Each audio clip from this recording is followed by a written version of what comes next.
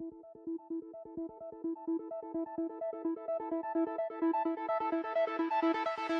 everyone, Brian Balon here, and I have a video topic for you guys. How do you know if you're an entrepreneur? And it actually took me about 10 years to figure that out, that I was actually an entrepreneur. And I've worked in different situations within the past 10 years of my life. And each one helped me grow and realize so many things about myself and gave me the skills and the tools to be where I'm at today. But I don't think it was really the best fit for me. And I think being an entrepreneur is the best fit for just the way that I'm built. And so I want to share some of the things I realized with you guys. So hopefully it'll help you realize some things about yourself. Maybe you might realize that you are also an entrepreneur. So first thing on the list is that you're a visionary, somebody who thinks big, who sees the big picture, who has the ability to look 1, 5, 10 years down the road and envision what their business is going to look like and even how to get there, and has the ideas and can build pathways toward building that business or building to that goal. Entrepreneurs generally are people who can generate a lot of ideas, a lot of creativity goes into what they do, a lot of passion goes into what they do, but ultimately they have a vision, they have a direction that they want to go, and they generally have the ability to go in that direction. So 1, you're a visionary. So number 2, you like to do things your own way. And this one's pretty big. If you've ever worked a job where you've had a boss or somebody that's presiding over you, who is holding you accountable for certain things and has defined the way that you are going to do your job, then, and you realize you don't like that, then you might have an entrepreneurial spirit in you. It doesn't always mean that you do, but you might have some evidence toward being an entrepreneur. If you like the flexibility to make your own choices, to do things the way you want to do, to explore and try new things, even though you could fail, there's some evidence where you might know that you are an entrepreneur. So number 2, you like to do things the way you want to do them. And having that control isn't necessarily bad, but you just have to learn to delegate later on and to trust people later on when you're expanding your business, and have to hire people that you're not trying to control every little bit of the business, but that you're trusting the people to carry out the things that, well, in essence, your vision. Number 3 is that you're a go-getter. You're somebody who goes after being the best, doing the best, executing at the highest level, and being the best you can be. And I'm not necessarily saying that you have to be an entrepreneur, or you're an entrepreneur mind. If you want to be the best you can be, you can absolutely be the best you can be in any job that you take on and be passionate about the thing that you're doing. But entrepreneurs generally are people who really like to push the envelope, are people who really like to really improve and push and grow and do the best they can every single day.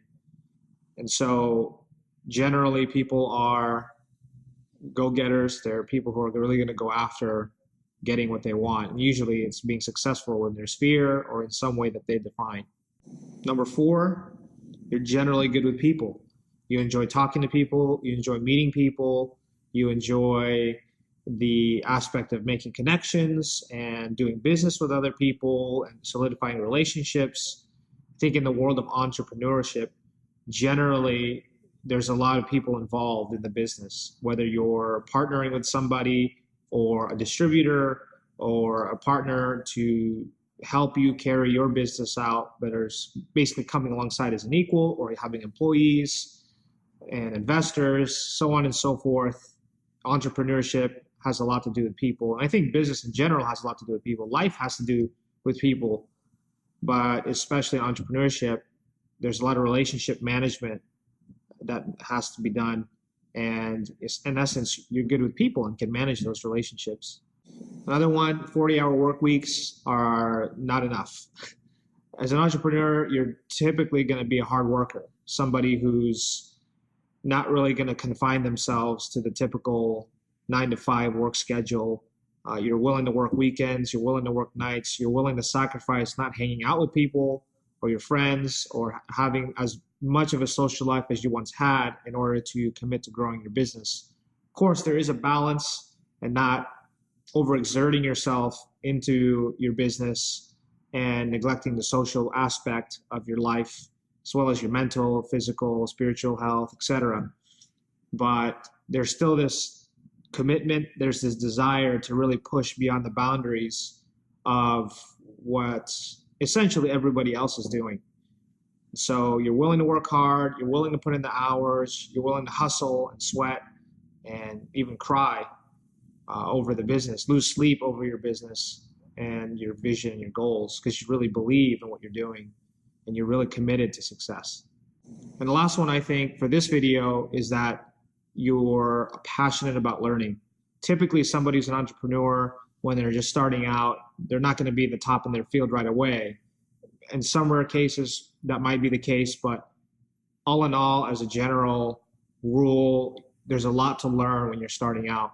And so somebody who's willing to learn, maybe get a mentor, or just commit to learning through reading, through audiobooks, through videos that you can get a hold of, to being part of conferences, to talking to people about how to best be in your sphere, classes, etc. There's so many resources out there, but you're somebody who's really going to go after those resources, take as much out of it as you can, and apply it as quickly as possible. And that's another thing to the learning part, is not only just keeping it at the head knowledge, but applying it very, very quickly, becoming a master at implementation, learning, implementation, and basically jumping off a cliff and building the parachute as you're falling.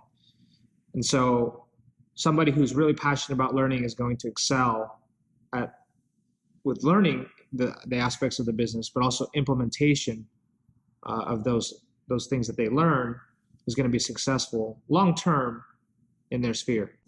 Hope you enjoyed the video. Hope you got something out of it. Just wanted to share with you some things I'm learning. Of course, as time goes on, as I'm growing and I'm changing, these things could change and I could have more insights into these points that I made. Of course, this is not an exhaustive list.